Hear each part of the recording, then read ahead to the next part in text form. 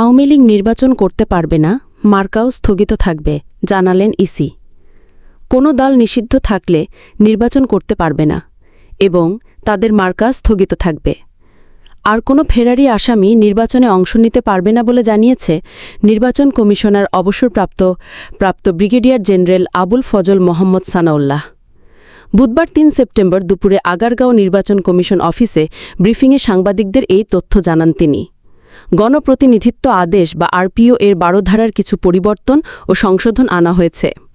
এ সময় তিনি আরও জানান, নির্বাচনকালীন সময়ে আইনশৃঙ্খলা প্রয়োগকারী হিসেবে পুলিশের সাথে সেনা, নৌ ও বিমান বাহিনী থাকবে। কোনো প্রার্থী লাভজনক প্রতিষ্ঠানে থাকলে নির্বাচনে অংশ নিতে পারবে না। প্রত্যেক প্রার্থীকে সর্বশেষ বছরের আয়কর রিটার্ন পরিশোধ করতে হবে। প্রার্থী হলফনামায় ভুল তথ্য দিলে নির্বাচিত হলেও তার প্রার্থিতা বা যে প্রতিষ্ঠানের দায়িত্ব থাকবে তদন্ত সাপেক্ষে তা বাতিল করতে পারবে কমিশন। প্রিজাইডিং অফিসার পরিস্থিতি বুঝে ভোট বন্ধ বা স্থগিত করতে পারবে।